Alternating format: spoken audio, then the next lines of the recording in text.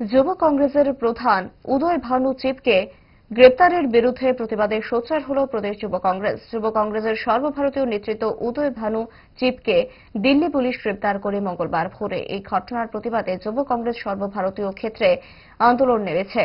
এরই অঙ্গ হিসেবে আজ আগরতলায় প্রদেশ কংগ্রেস ভবনের সামনে গণধর্ণা কর্মসূচি পালন করেছে সংগঠনের দাবি সংগঠন প্রধানকে নিঃশর্ত মুক্তি দিতে হবে। এদিনের কর্মসূচিতে অংশ নিয়েছেন যুব কংগ্রেসের কর্মী সমর্থকেরা।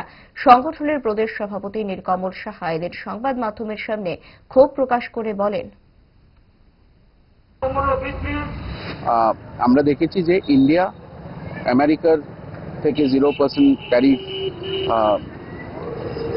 ইম্পোজ করেছে এবং 18% ট্যারিফ আমেরিকা আমাদের উপর ইম্পোজ করেছে। যার দরুন যেই সামগ্রী ইউএস আমাদেরকে পাঠাবে তার উপরে কোনো ট্যারিফ ইউএস এর দিতে হবে না, এবং যেই সামগ্রী ফুড, গ্রেইনস, ধান, চাল, টেক্সটাইলস যেটাই পাঠাবে ইন্ডিয়া প্রথমে 18% ট্যাক্স দিতে হবে, ট্যারিফ দিতে হবে, তারপরে সেটা ইউএসএ ইম্পোর্ট হবে। তার বিরোধিতায় এআই সামিট যখন দিল্লিতে অনুষ্ঠিত হচ্ছিল, ইন্ডিয়ান ইউথ কংগ্রেসের পক্ষ থেকে সেখানে একটা পিসফুল ডেমনস্ট্রেশন অফ প্রোটেস্ট করা হয়েছিল, এবং যার দরুন আমাদের সর্বভারতীয় যুব কংগ্রেসের সভাপতি শ্রী উদয় ভানু চিপজিকে সেখানে আটক করা হয় এবং তাকে কাল অ্যারেস্ট করা হয়, এবং পরবর্তীতে 4 দিনের রিমান্ডে পুলিশ রিমান্ডে তাকে পাঠানো হয়।